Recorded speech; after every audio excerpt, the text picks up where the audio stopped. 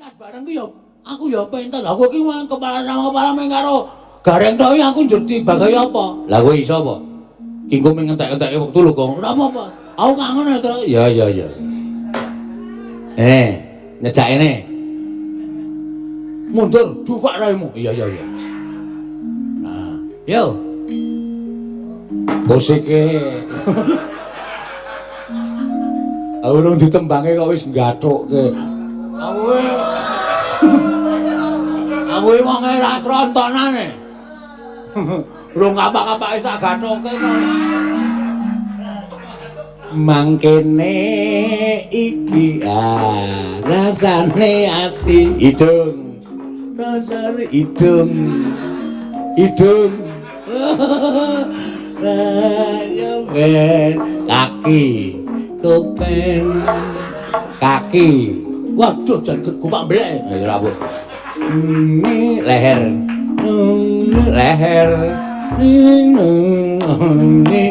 tuntut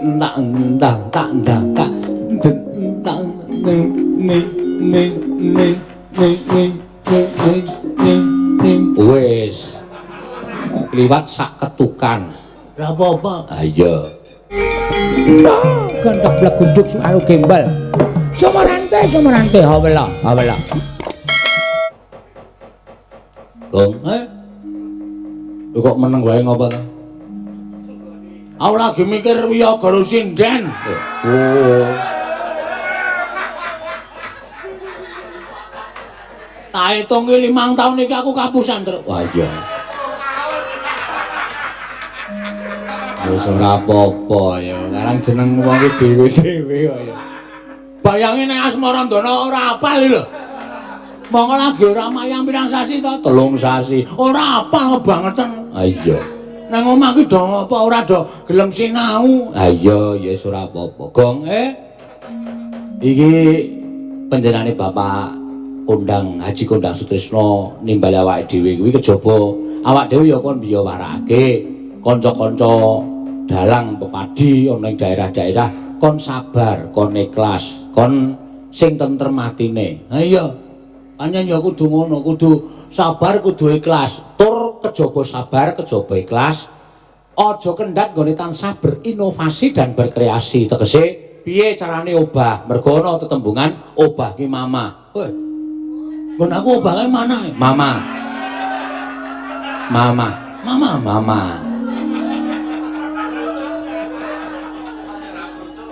Obah kae mama. Ngono ya? Ayo. Dilalah awak dhewe iki duwe apa channel YouTube terus iso diluwayangan lumantar streaming. Nah, iki sing kaya ngene iki ya, Tru ya. Ya. Tur rame awake dhewe kanca-kanca dalang ki wis pirang-pirang sing padha duwe channel YouTube kabeh saiki wis padha wayangan. Ki ngene, Tru? Piye? Kejaba aku sadurunge ngaturake panyuwuran lagu, aku arep takon karo kowe. Takon karo aku perkara apa? Kabar sing tak tampa? Heeh. Iki pariwisata wis dibuka. Wis. Pancen Parangtritis barang wis dibuka. Ora kusuma? Wis.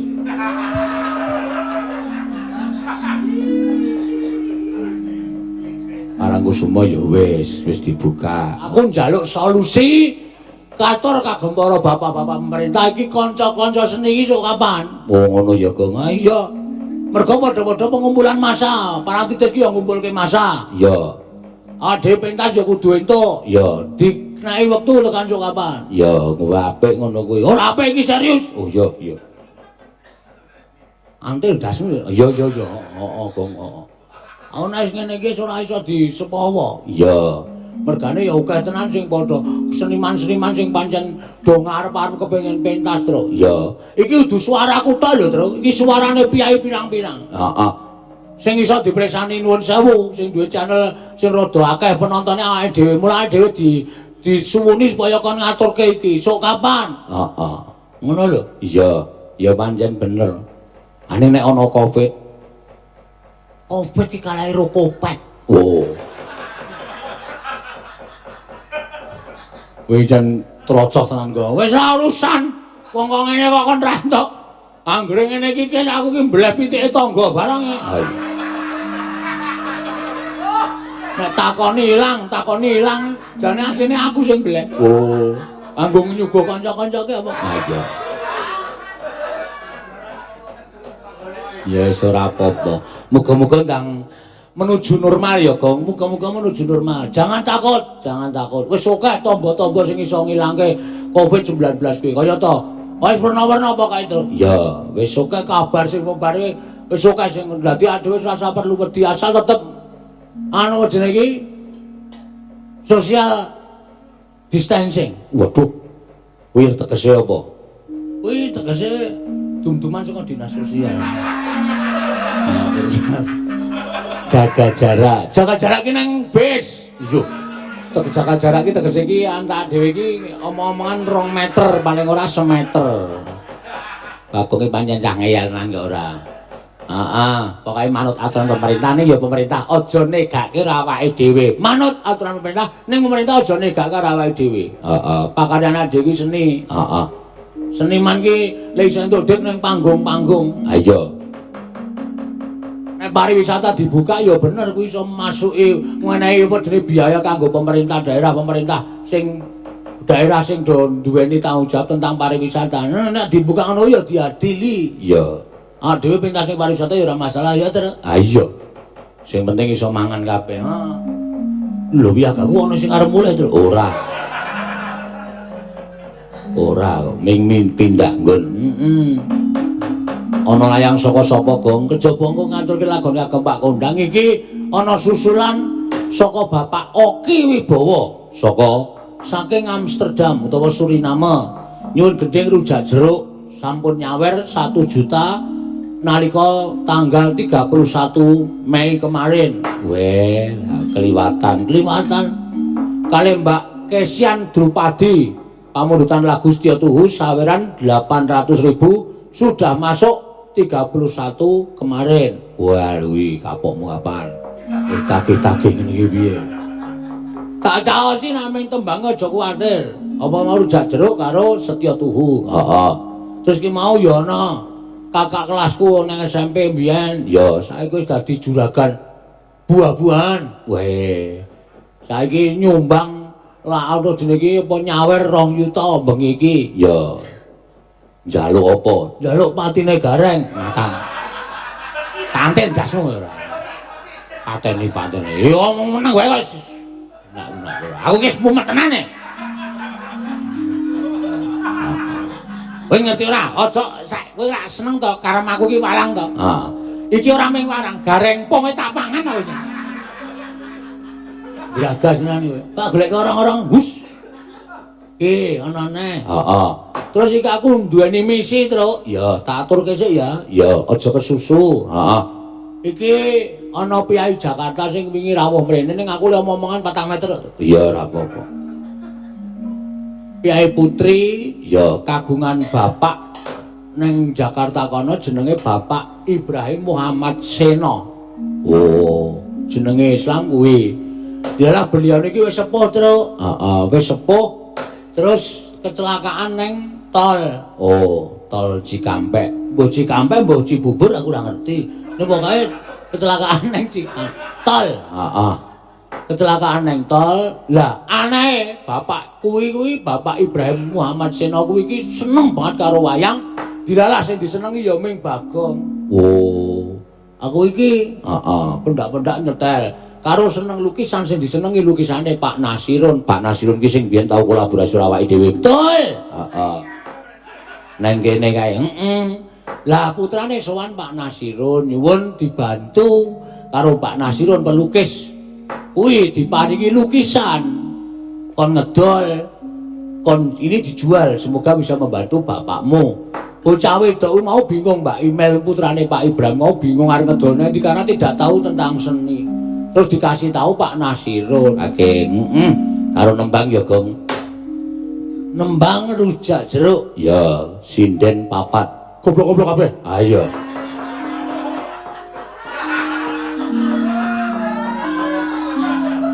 Nyandange wae. Kaya ya. Barang mau latihan ki engko talune Asmarandana wae. Asmarandana iki sing piye to? Wah, la iki wae. Cilaka iki. Ya wis ora apa-apa. Sapa wae iki sinden sing beda karo apa jenenge iki Slimen 1 dan 2 yang kemarin? Ya. Ki sing mepet aku ki Mbak Orisa. Ya. Mbak Ika karo iki andalane Tatin. Ah iya, karo Mbak Wahyu. Mbak Pras ora meru. Masuk cemplung semua lho. Wah. Prastiwi. Heeh. Mesake kowe iki seneng ora. Ya diaturke rujak jeruk panyunan saka penjerane Pak. Nek ana penawaran lukisan mau terus diwekake aku ya Mas. Ya, engko gampang. Diwaku. Iya. Saka Mbak Bapak Oke Wibowo saking Suriname nyuwun gending rujak jeruk saweran 1,1 juta. Weh, sudah masuk tanggal 31 Mei kemarin. Heeh. Sing nembang sapa kok minggu meneng wae iki? Orisa. Oh iya. Wah, jan kok. Dadi kaya molen kaya ngono ya. Ya. Kangen ya, Tru? Ya. Kaki. Leher. Kepala. Hidung.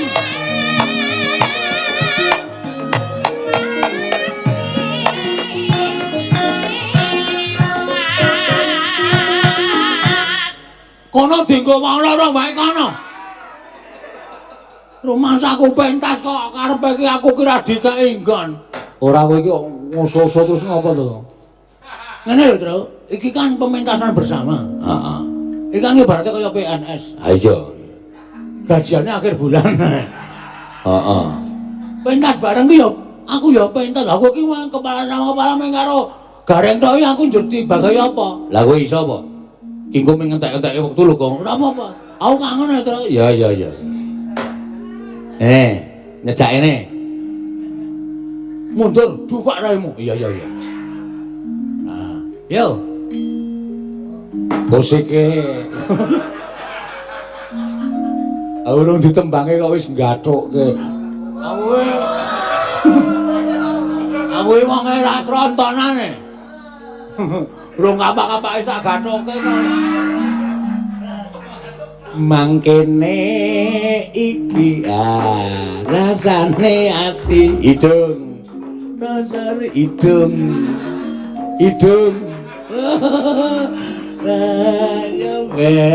Kaki. Kupen. Kaki. Waduh jan gupak mblek. Ya ora leher. Leher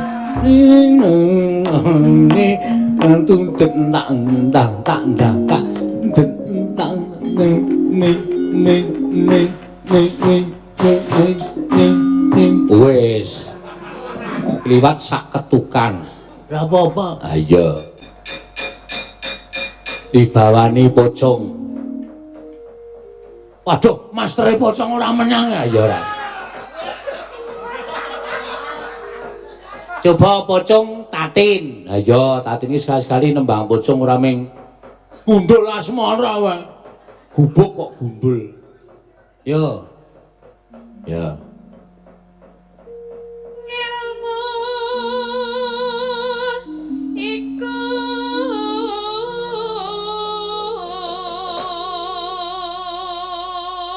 Aku jane yo kangen nembang-nembangan iki ora ming gundul asmara. Heeh.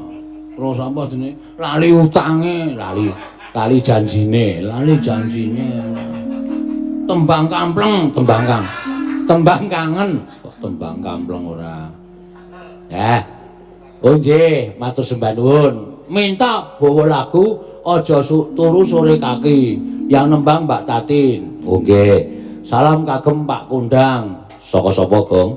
Lho kepiye to, Bos? Oh iya. Partisipasi 1,5 juta. Halo Bagong, sehat-sehat Ketua Pemuda Karangkadempel. Sehat Bapak Tumiyono, kula tenggo tanggapanipun. Ya, Pak Tumiyono wis kepareng anu pejeneng iki atur pasumbang. Oh ya. Booking tanggal 9 Juni Selasa malam Rabu. Nyawer 1 juta gending pepeling Mbak Ika. Siap Pak Tristianto. Tulis Gun. Ya. Tambah meneh tanggapane. Wah, ediane mbladek aku Tru. Ah iya. Ya wis ora apa-apa. 2 jam ora masalah. Ya.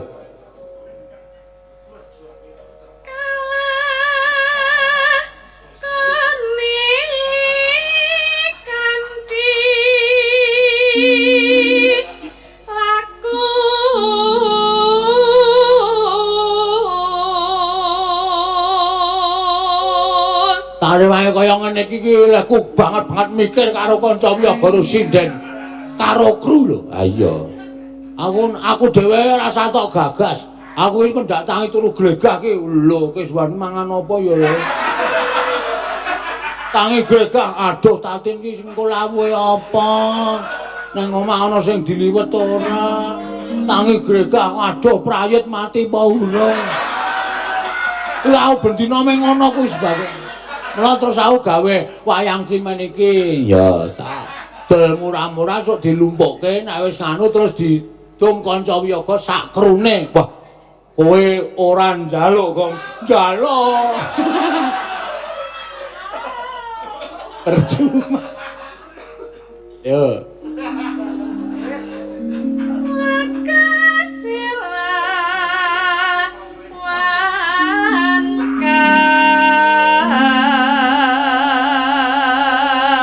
Jebul abot dadi pimpinan gitu lho. Heeh. Saya sing do duwe pabrik kae. Ah iya, sing do duwe karyawan oke. Aku ndek karyawan pira? 26. Penabuh sinden 26 ya 50-an lah. Iya. Kuwi tangi mau musim corona iki anggere tangi wis pikir aku ki wis tekan ndi-ndi. Heeh. Wah, jan sing tukang gambangku solikin kae cangkeme isih ora.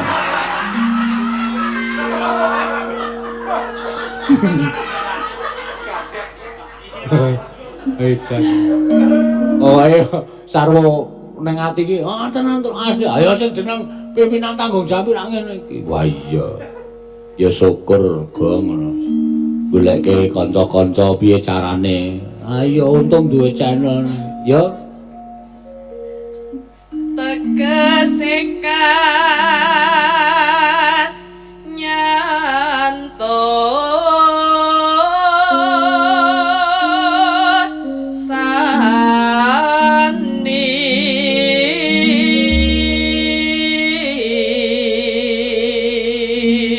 ya buma bojone Bathara Kresna. Nek krungu piyayine dicokro ndiasmu.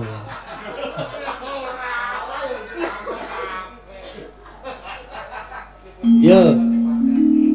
Satya Putya pangegesi tur angkara.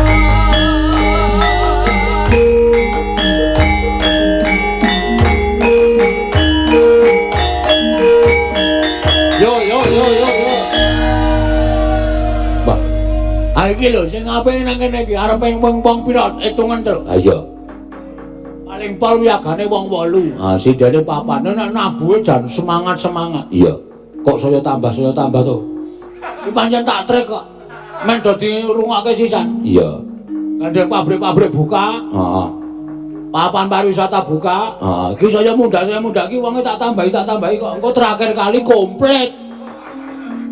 Heeh. Ben sisan. Ha iya. Akhirnya kok dibatasi terus.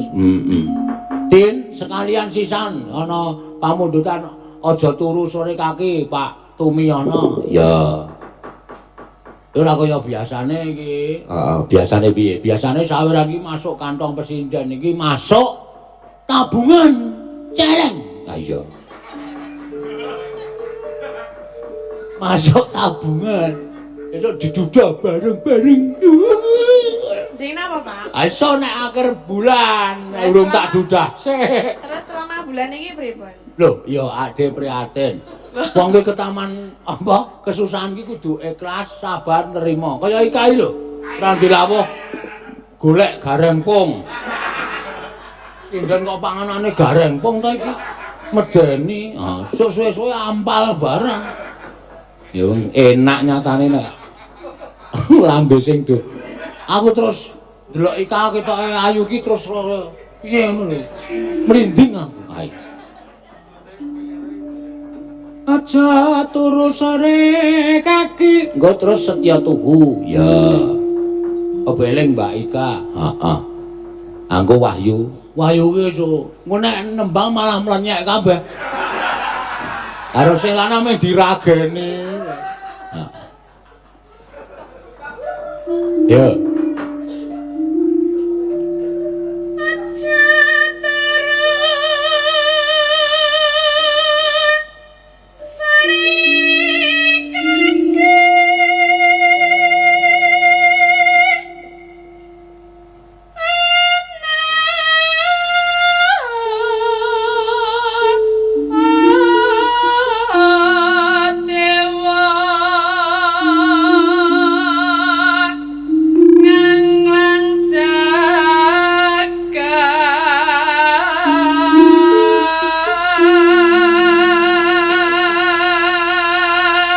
Aja nganti kaya tatin kae lho sa. Awake gedene semono kae kok nek nganti tiru babaki memang.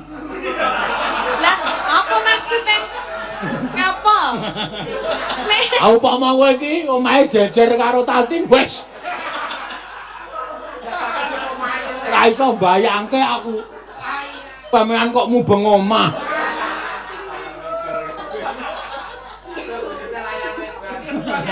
Sa, kempiten wae kuwi sa.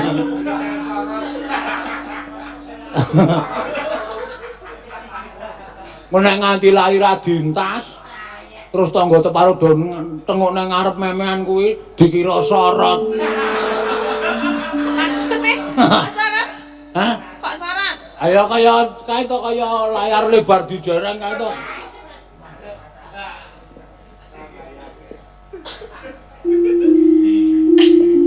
Apa to dayae? Padha yang bajumu.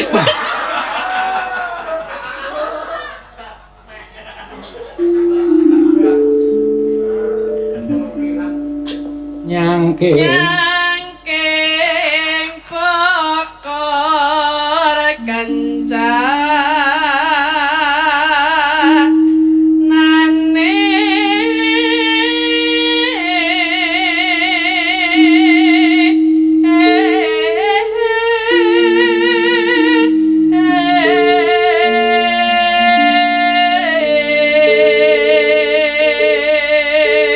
Tanggal catet Pak Tristianto iki. Heeh, booking.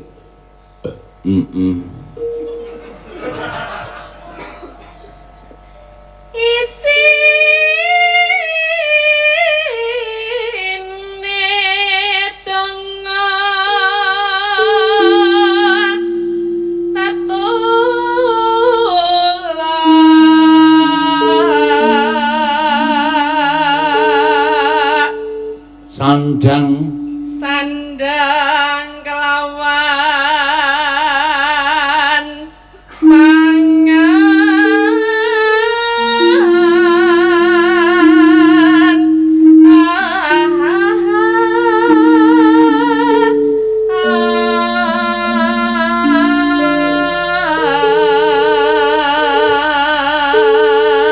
Channel Dalang Sena 7.500 penonton, channelku Kisen Nugroho 3.500. 11.000 kaya stadionnya ramot lho.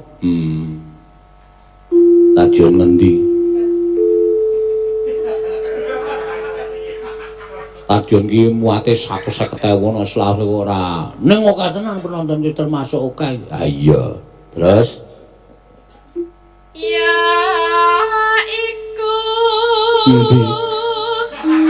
Lho, iki cakepan kok ya iku kok endi ora? tak kempet lho.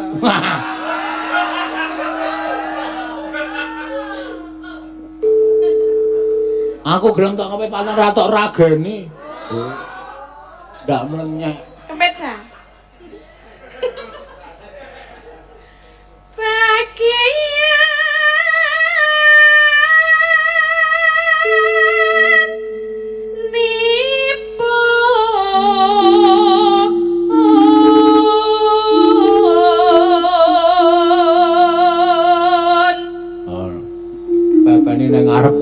ana wong mara. Nuwun sewu Bu nyewakaken dekor. Mboten.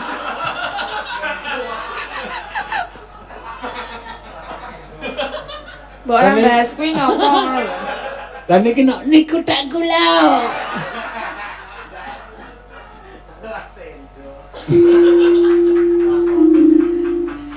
Wong melek sabarana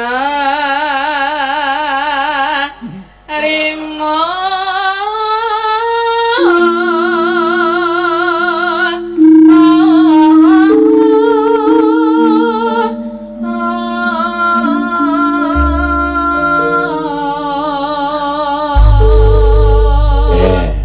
krungu tembang ngene iki rasane ning ati seneng ya, Gong. Ah iya.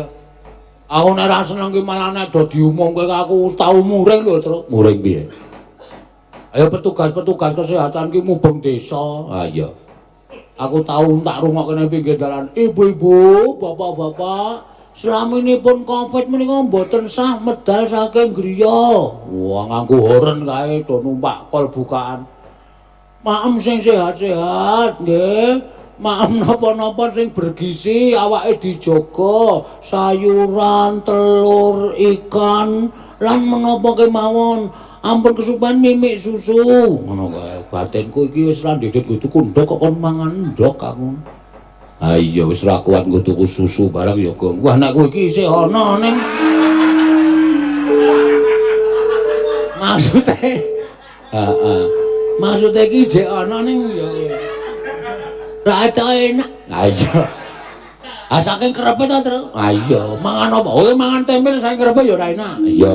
Mangan tahu nek saking kerepe ya ora enak. Ngombe wedang woh nganti njero kaya DPU. Ha iya. Ayo, wis ora ana gunane apa-apa. Wis pokoke saiki yakin semuanya enggak ada apa-apa lah. Selamat sehat. Ngono iya. Arep ditibake apa? Ya nang sing nyuwune mau sing nembang Mbak Orisa Sinom Parijata ketoke. Heeh. Monggo terus Mbak Ika pepeling. Ah, wis komplit. Ya. Isa ana Setya Tuhu, Gong. Waduh. Setya Tuhu isih. Isih. Mun nek wektune blandang ora santai wae. Pancen iki lakon diringkes-ringkes dadi ya nyuwun pangapura. Heeh. Neno. Ya sa. Geronge ya kanca-kanca penabuh ya karo gerong. Wah mesti luput len apa. Sing lanang seni guru. Ora kulino. Bayak mangkat.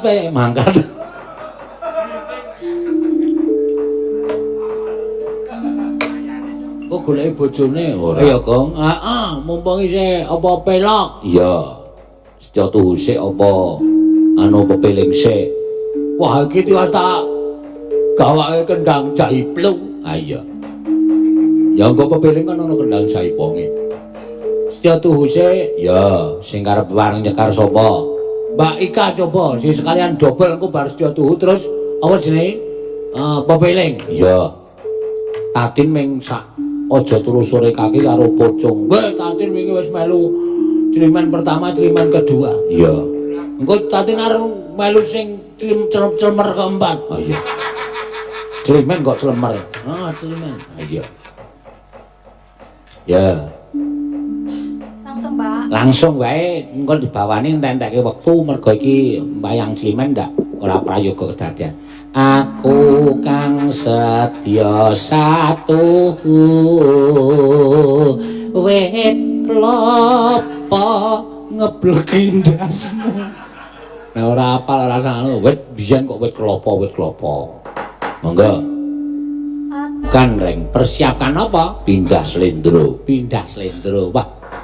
Ha iki sing ora iso ganti ming penggender ya, Tru. Penggender iki gawan ya. Ha iya. Pengendar iki ibarate pengendar iki nek karo dalang kaya bojo, ha iya ora iso pisah.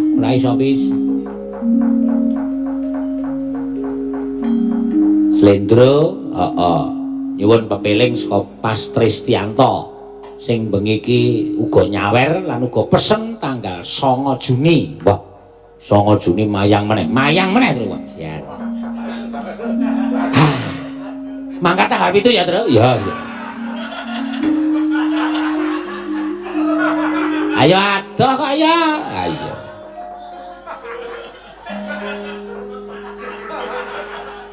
Oke, mangkat tanggal 7 nyewa bis. Heeh. Bis loro kae ditumpuk terus cemplungi. Ayo. Iya, nek pepiling dibawani men komplit. Heeh. Kowe kok kuru wis entek-entekan apa piye? Pun, Pak. Ah, sampe. Nyuwun kawelasan, Pak. Ayo diret-iret ora. Ngene carane, ngliwet sithik wae. Oh, sing madang Senin kowe. Senin esuk ki kowe mangan bojomu ora. Selasa esuk ki bojomu mangan kowe ora. Engko ora suwe-suwe ngirit, pokoke diselang-seling. Heeh. Mangan kok selang-seling. Iki panganane gur basem lho, Pak. Apa? Basem. Basem yo. Basem ki cara Gunung Kidul ki basem. Oh.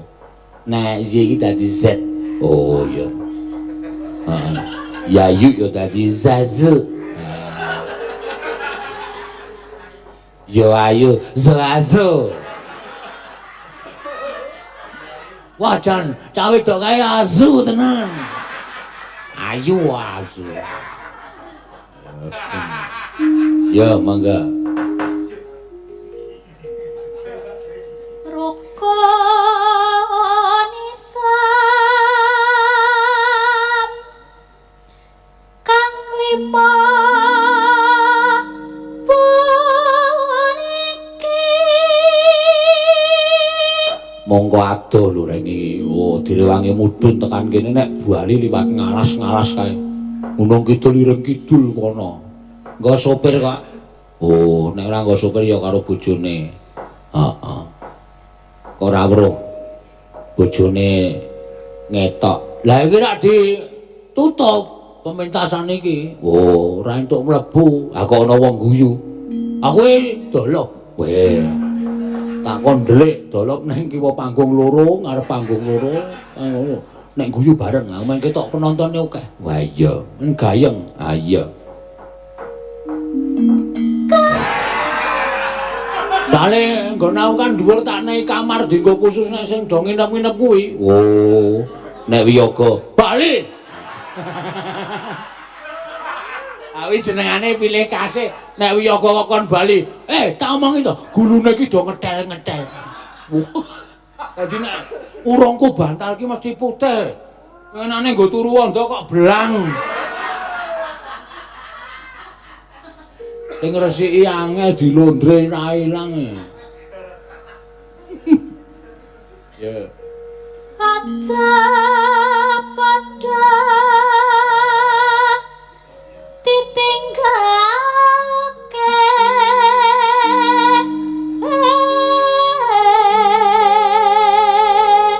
Sing gunang kae arep turu nggonamu ya ora entuk, monggo ya awake putih. Ngecas. Oh, ae.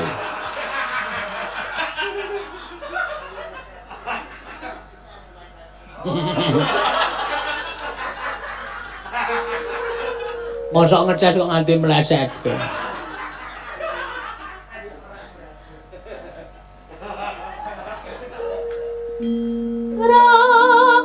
Iki saged berkah. Amin. Iku kanca-kanca iki dadi bantu penguripane iki mbok muni amin apa kepiye.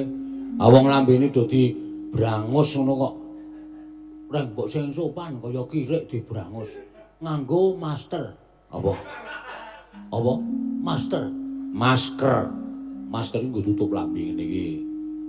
Gunane apa itu? Ya men ra tertular Covid. Yen jare karena bersentuhan, terus kon picik, terus nganggo semprotan. Saiki ora entuk cedak-cedak, saiki nganggo masker. Ora ana peraturan meneh. Masyarakat harap tutup ember ndase.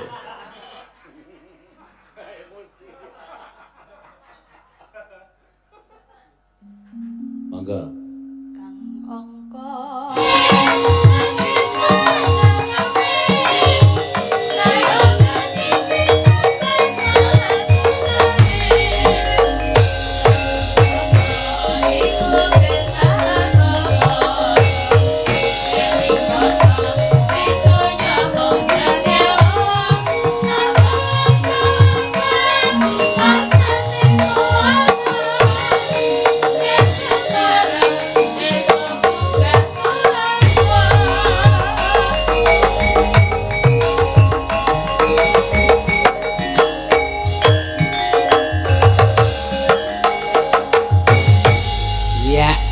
matur sembah nuwun beberapa pamundutan sudah diselesaikan ya, Tru? Iya. Pokoke kudu tetep sabar. Ning ngendikaning Bapak Haji Kondang Sutrisno mau, kejaba awake dhewe kuwi kena dampak Covid-19 iki aja tansah meneng ning berkreasi dalam bentuk apapun, berinovasi, obah rek. Oh, carane ngono. Aja ming nampa manane. Wis meneng ya meneng. Ora gelem piye-piye. Wo lah wis engko ndak kentekan dalan. Mula kudu wani obah, wani berbudidaya lan sak piturute. Nah, ngono aku malah ora kok piye-piye tak fasilitasi terus. Ya. Nek pas wayangan Jlimen ora ana acara arep pengen wayangan nang kene, entuk ora masalah. Ya. Kanca-kanca saka Ngayuja kuwi monggo. Ya. Ning ya kuwi ya. Wong kok ning ya kuwi ora. Mbok ya ora. Sound system tanggung dhewe. Heeh. Mangan tanggung dhewe. Wah, boyo sing sembodo sithik gong padake Sleman. Sembodo ora. Kono kabupaten kene perorangan.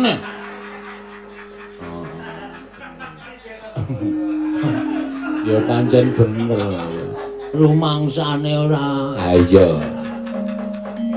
Terus dalam rangka penyamaran, iki kok malah ketoke ngarep geger mburi geger, sajake pancen ngono kok. Ngarep mau ketoke genderane Prabu Susarman saka Trigarta. Tingkes bubar mawon. Ya. Dibantu karo wong pejagalan jenenge Balawa. Balawa iki sapa ngerti ra? Balawa iki sapa? Balawa iki sapa? Limbat utuh. Kok totok mutar kowe. Balawa iki penyamarane Ndara Werkudara. Hah?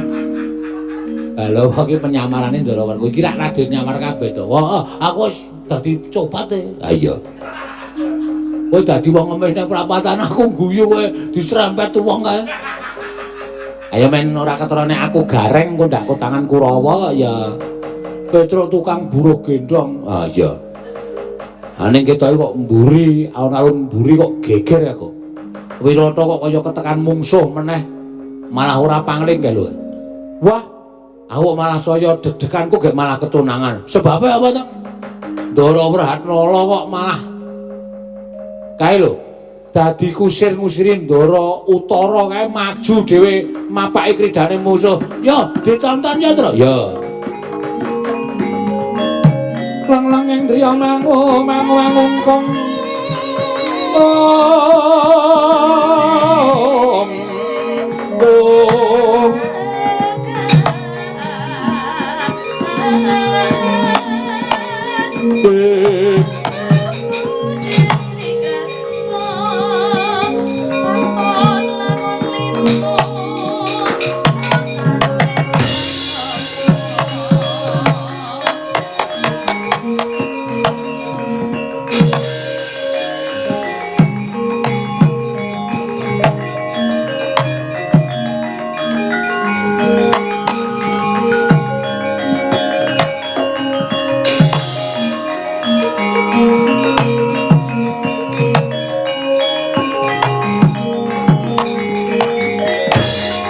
Goncang kanjeng langit kelap-kelap katon ler kincanging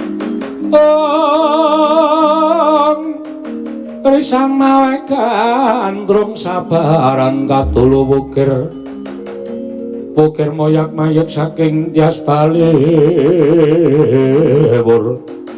ing Wratnala wonten dawuh Raden sawangan iki Kyai Garuda Yaksa kreta perang negara Wirata iki dudu kreta bahen-bahen selagi arep munggah ning kreta wae kudu sikil tengen dhisik ingkang mancet sarta kudu nyembah kaping 3 menawi telu makaten monggo Raden Jumbo kan menapa sampun paduka ngendikaaken duwen kula sampun anyagahi dawuh paduka Raden Utara kula ingkang badhe minangka dados kusir ing rata paduka madeg senopati Wirang bebarang etasipun Paduka menika satriya linairaken wonten ing bumi wutah gedhe ing negari Wirata.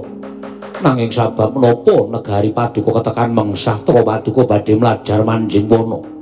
Menawi cara kula luwung angur baya pecah wonten ing peperangan tinimbanganipun dados cacataning para kawula tuwin pinoyok dening para kawula sak negari Wirata. Ora sakoyan gurem tanpa guna jamba anggep Raden Utara kuwi ora duwe kekendelan. Manjinga pakuwisan aku manjing pagodhongane Krata ayo papake kridane mungsuh ora nul.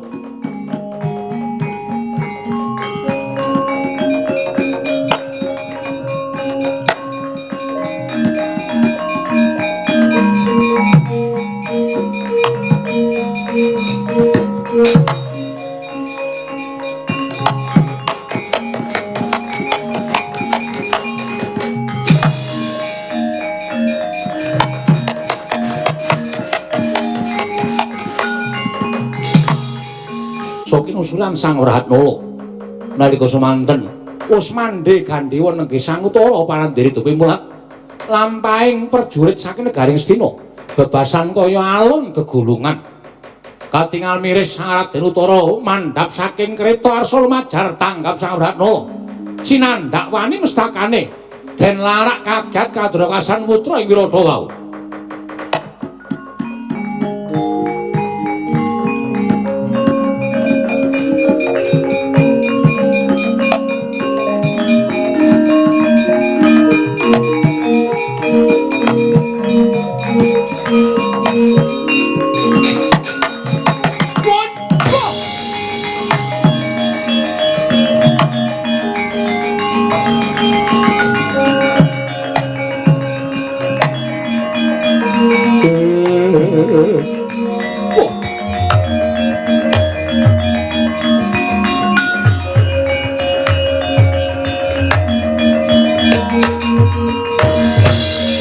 Kanjeng langit kelap-kelapaton lerkin sanging risang mawe gandrung waladal nggugu karepe dhewe panusmaning jajaran menungso klambrangan ngatonake kewanen marang putra nata ing Wirata Raden Utara.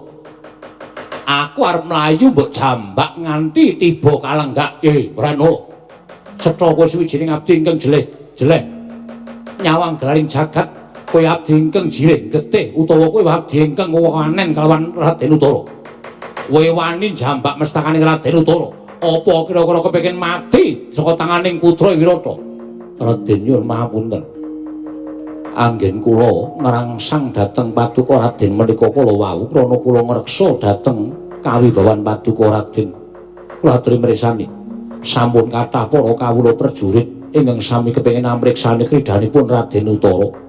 Sampeyan jagekaken bilih negari Wirata menika mangke badhe ayem krana saking Paduka anggenipun mangsah wonten ing pabaratan negari badhe tentrem nanging kados menapa kuciwaning para kawula teka Senopati dipun jagekaken badhe nguji ring pabaratan tumuntun kula ngreksa dhateng asma Paduka Raden ngreksa caramu sing kleru kowe ngilani marang putra ing Wirata kowe ngiyas marang putra ing Wirata kowe padha karo ngorek-orek masang pasuryaning putra ing Wirata Raden Utara. Ranala wonten dawuh. Wektu dina iki ora ana pangapura meneh kanggo kowe. Mula dina iki mapana kowe bakal nawa pidara saka Raden Utara.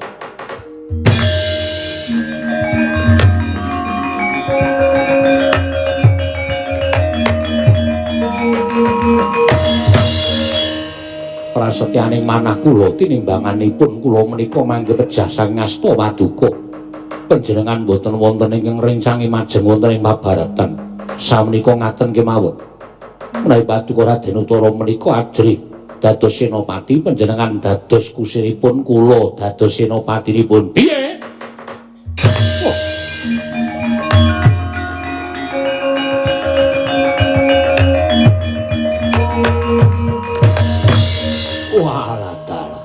Kok dadi saya kemewat ucapmu?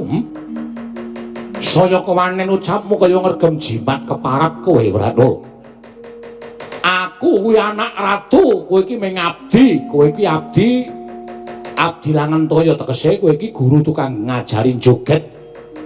Lah kok semune ucapmu saya suwe saya ngilani dadaning putra ing Wirata. Ayo, yen pancen kowe kepengin dadi senopati kena. Ning Langka ana dhisik Senopati Wirata, monggo dipun cobi. Nanging menawi kula saged ngasuraken Raden Utara panjenengan dados kusir kula dados senopatinipun. Kaya ngapa kridane Wratara?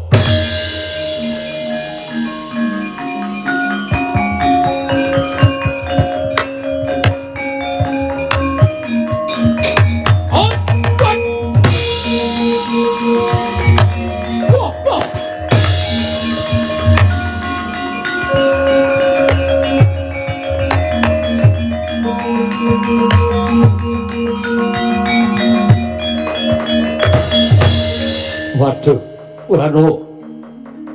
Aku mbok grayang mestakaku kok kaya nganti meh pecah mestakaku. Iki dayane apa? Walah dalah kowe iki mung ngabdi langan toya wae lah kok digdayamu ngedapi-dapi. Kados pundi Raden? Menapa paduka badhe kepareng nerasaken ayinipun badhe mengsahken ingkang rayipun abdipun Wratara. Wratara, aku Culana, aku Luwarana nanging paduka kedah sagah dados kusir. Piye? Kedah sagah dados kusir. Aku ki anak ratu wonten ing peperangan menika panjenengan kawon. Menawi boten saged tetepi dhateng pangandika tetel kasatyan sing andika Raden Utara. Walah dal, yo aku tak musini kowe Wratara.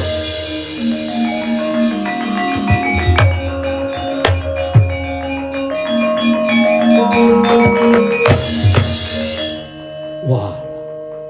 Ora kosek kowe iki janjane lehmu meguru nang ndi to?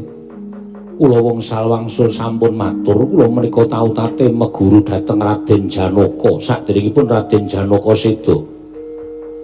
Meguru putuku Janaka inggih kasinggihan mekaten. Ora kowe aja gawe-gawe. Terus buktine apa kok kowe iki iso ngandhake ento iki biyen murid Raden Janaka Pratri lenggah sawetawis wonten mriki.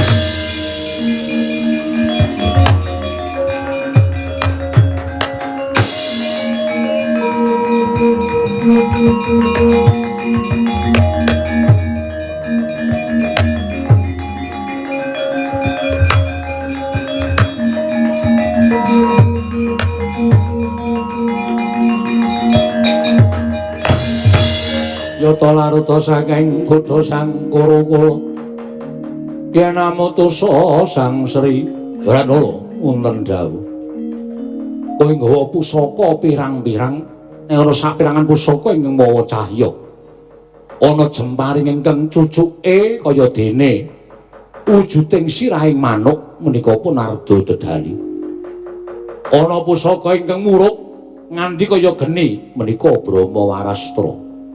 Ana pusaka ingkang bedhare wulan tumanggal menika Kyai Pasopati. Wratara wonten dawuh. Kusira. Iki rak pusakane putuku Janaka kabeh to. Ih kasinggihan mekaten.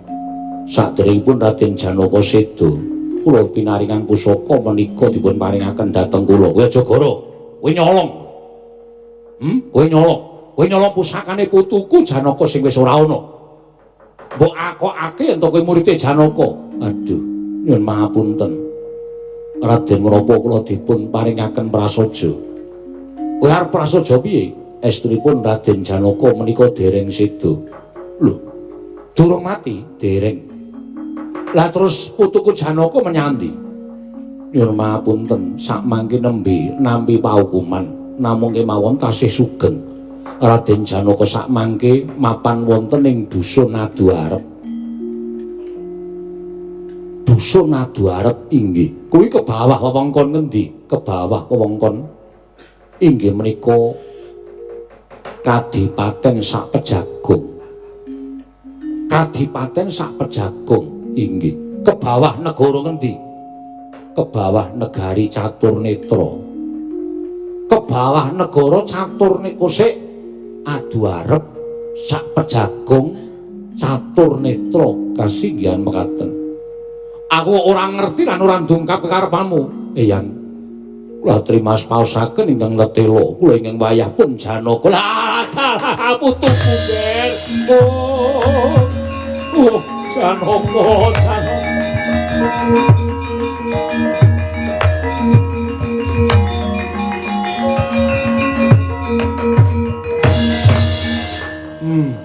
Mula mula aku ora kuwagang nandhingi kridamu, pinter baut nggon mulah kendalining rata. Sarta kowe duwe pusaka pirang-pirang. Oh Janaka, Janaka kowe ora omong mau-mau.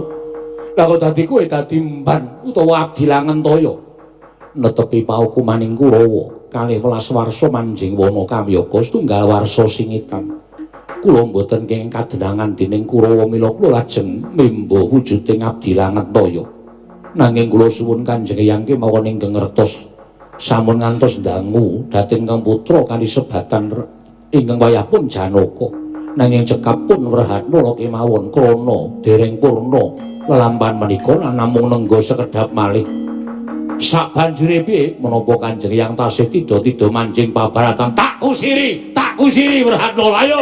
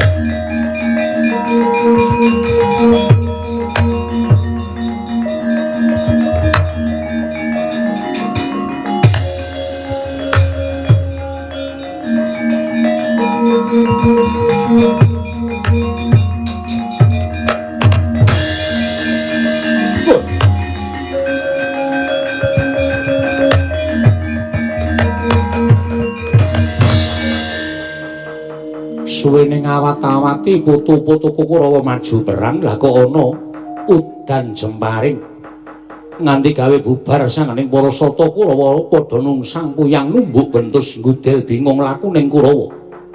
Lah kok dadi iki ana sawijining jemparing ing mesine kena ning dadaning Bisma, lah kok kaya wong sungkem ngaturake sembah kelawan Begawan Bisma. Lah dalah. Wah, lah iya syukur nggih hayu rahayu kowe para Pandhawa.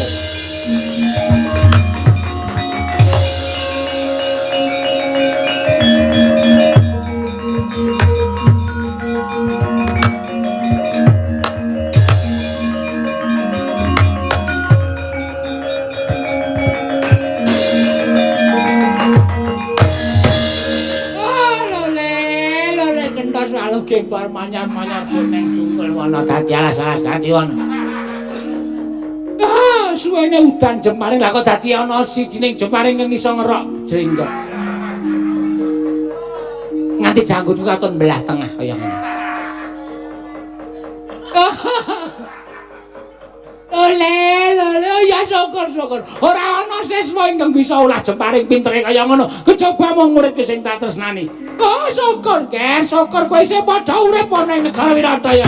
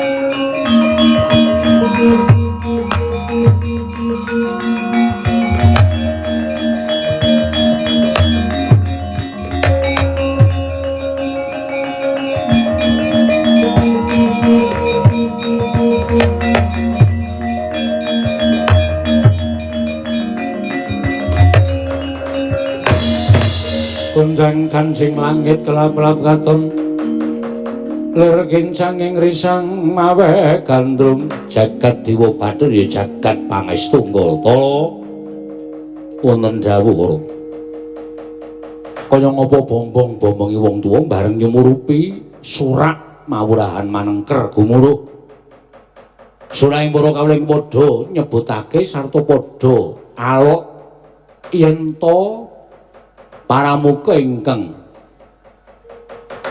anemai negara ing Wirata saka mburi jare apa bener saka negara Ngastina kasinggihan mekaten alah dalah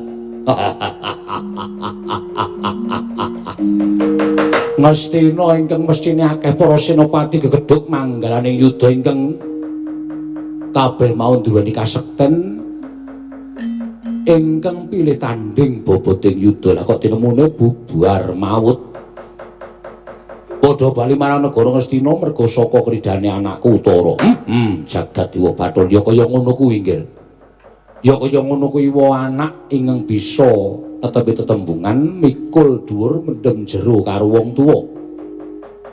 Anak ingkang tansah isa njunjung marang asmaning wong tuwa, bombong-bombongi wong tuwa tanpa pepindhan dening akehing senopati saka negara Ngastina kabeh mau bubar merga wedi lawan kridane anakku si Utara.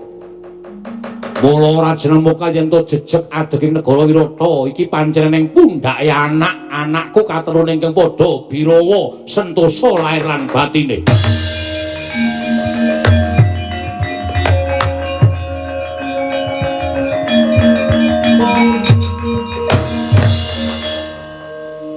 Muname pasang Kalimantabi tinebina ing lodone dumawahing tawang tuwang sinuwun. Sampun ngantos ing atasipun Maduka menika Nalindra kelintu amedhar pangandikan Gosek Kanggo wonten dawuh iki rembugane antarane wong tuwa kelawan anak mongko aku wiratu anakku kuwi putra Nalindra kowe ming derajating lurah pasar kowe iki mengabdi ora usah dadak kowe melu-melu perkara iki esining manah kula mboten badhe tumut-tumut namung kula badhe ngleresaken dhateng sabda pangandika Paduka Gusti kula ingkang sinuwun. Pangandikaku sing endi? Pangandikaku sing endi sing kleru? Inggih anggen Paduka ngalembana dhateng keng putra Raden Utara.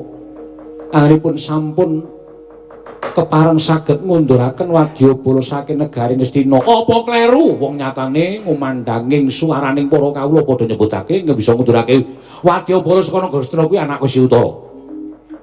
Krana sedaya para kawula menika mboten ngawuningani piyambak. Apa mripatmu weruh? Kok arep benerake marang Prabu Mansawati? Sinuwun, kula nyuwun pangapunten. Ingkang saged ngunduraken mengsah ing negari Ngastina menika sanes Raden Utara. Nanging ingkang abdinipun ingkang putra Dewi Utari nggih menika pun Werhatnala. Werhatnala ingkang saged ngunduraken wadyabala saking negari Ngastina Diwaji Angga wonten dawuh Gosek saka penemuku kowe iki wis ora waras. Saka penemuku kowe iki ora waras. Apa to sababe aku nyebut lamun sira kowe wis ora waras sebab nalarmu wis ora mlaku. Werhatnala kuwi wong wandu, lanang ora wadon ora. Lah kowe iso ngundurake wadyabala saka negara Ngastina kuwi terus petungamu saka ngendi aku tak takon. Petungamu saka ngendi? Inggih. Sedaya kula nyumurupi piyambak sinuwun mila sampun ngantos Paduka sak mangke klentu ing pangandikan angalembana dhateng Kang Putra. Monggo ingkang putra mboten nindakaken menapa-menapa. Menapa sak mangke mboten lingsem ing atasipun Paduka menika pitados dhateng pangandika Paduka piyambak ini jatosipun mboten jumbuh kalian kasunyatan. Iblis lanat pat.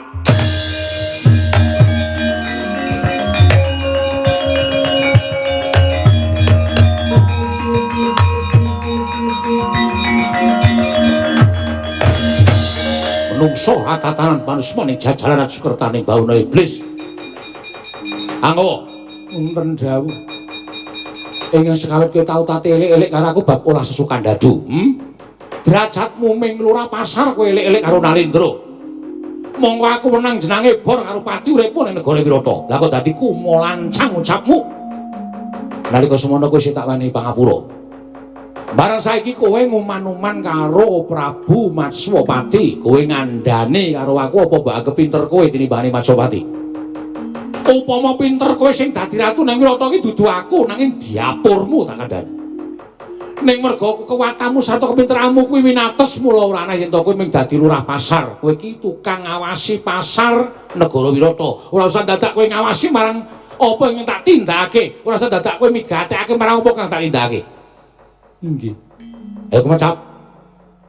Ayo wangsulan. Apa kowe jeleh nyawang gelaring jagat negara Wirata? Ya. Apa wis jeleh nyawang padange negara Wirata? Nggih, nyuwun pangapunten sinuwun. Estining manah kula namung ngemutaken dhateng paduka Gusti kula ingkang sinuwun. Sampun ngantos paduka Gusti kula menika sak mangke lingsem krana pangandika paduka piyambak sinuwun. Menungsa tatanen diapur kowe. Oh.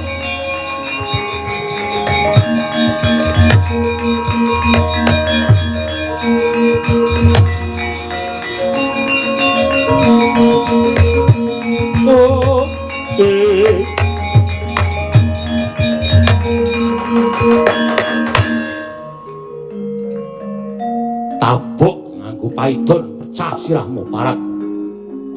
Salindri wonten maring dawuh sinuwun. Kula wonten paring dawuh. Wis tak kon lunga saka negara Wirata merga kowe dadi jalaran pati adhiku Kencaka rupa-rupa Kenca. Lah kok dadi kowe isih mapan saben-saben negara Wirata. Ayo minggat. Minggat. Utak getihe si Kangka ora sambok tadai. Ming getih wong Papariman Wulandara. Ngibarate kaya dene mung getihe jalma wanan. Ayo lunga. Aku wegah nyawang dapurmu sakloron. Minggat ora? Ora minggat tak keblok dampar sirahmu mati kowe. Oh.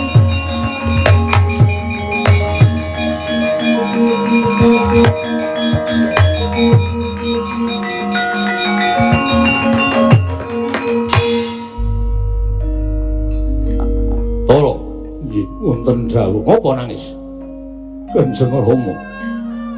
Sewu-sewu kapatanipun ingkang putra Tadah Wadana.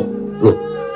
Kowe ora luput, kowe ora kleru. Nggih, krana kula mboten ngemutaken dhateng paduka Kanjeng Rama.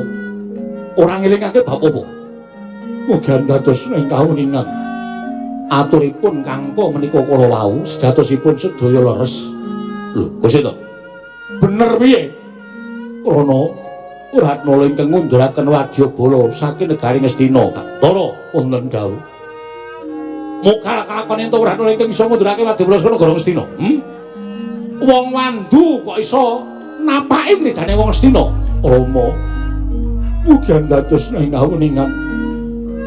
Mugi dados ing kawuningan Ratnala menika sanes lare Wandu tuwin sanes abdi Langentaya.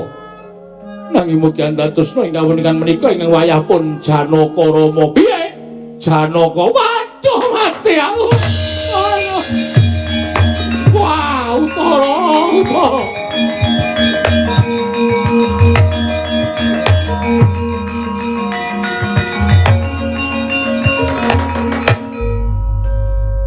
Tara. Lah kok dadi kowe ora kandha mau piye to Tara? Nggih. Ratnala Janaka. Ose. Yen Ratnala Janaka tegese muga-muga kleru. Apa Kangka iki mau menika wayah paduka pun Puntadewa. Salindri pun Drupadi. Balawa pun Werkudara. Tripala Dama Granti menika pun Nekula Sedewa. Waduh mati aku Pandhawa. Oh, waduh mati aku.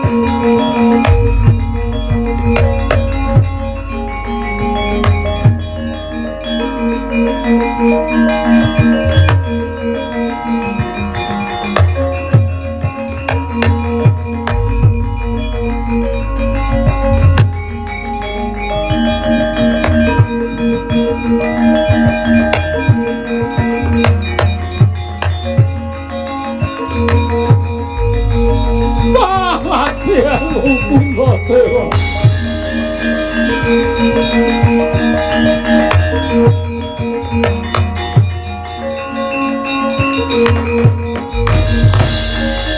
Salam Diwangkara kingger mangoswa kang layon denya ilang kang memanise wadananira layu omako jamrah nyomaratani Puntadewa luputku ora bisa ditebus dening apa wae ya putu aku njaluk ngapura Kanjeng Hyang mboten dados menapa malah kula ingkang ngaturaken panuwun dene kula sampun dipun ayomi wonten negari Wirata dene sakmangke sampun pundhat lampanipun para Pandhawa maso ati kakekku rasa dadak kaya ngono wah kowe ora duwe luput marang Pandhawa Kanjeng Hyang paduka Kanjeng Hyang mboten gadhahi lepat kan para Pandhawa nah aku wis sia-sia karo kakangmu Werkudara aku wis sia-sia karo adimu aku kleru mula ora ana ingkang isa nebus luputane Maswapati kejaba amung besok aku duwani natahake isen-isene negara Wirata yen perlu kula warga Wirata marang kamulyane putu-putuku Pandhawa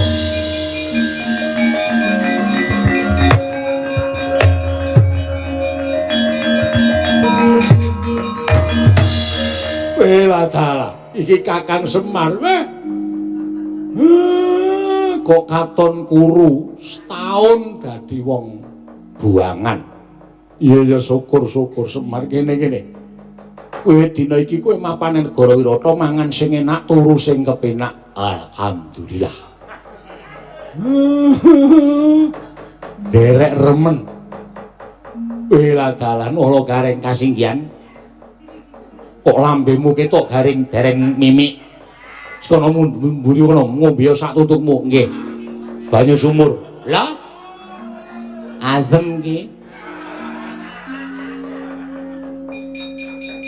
entek lakone nang ngene mak bekti sinuwun ya Petruk Mundura nggih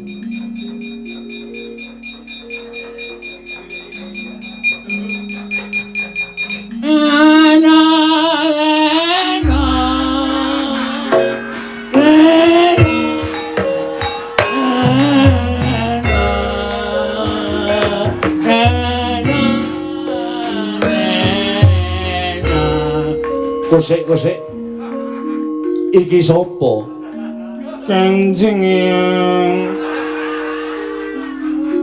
kula pun nabi manjing Kanjeng Hyang kula cawiyok lentuk ember ya nanti dikethoki digawe sumping digawe bentuke kaya ngono Bagong tak pacul ndasmu Kanjeng Rama ngaturaken bekti kula kunjuk Rama no maling sing ora guyon ayo gek bubar Gusti Bapak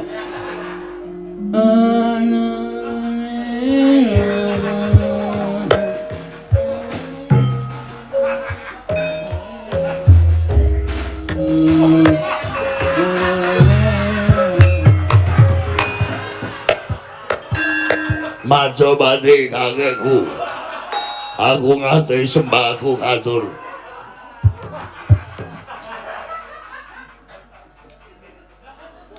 Petruk iki Bagong kok ndek sandangan werna-werna niku lek gawe setahun nih duwe sandangane sapa-sapa niku wah wah ana sing ada wah Pandhawa timbul atiku seneng merga dilipur dening Ponokawan muga-muga pinaringan bagas kewarasan kabeh ya Pandhawa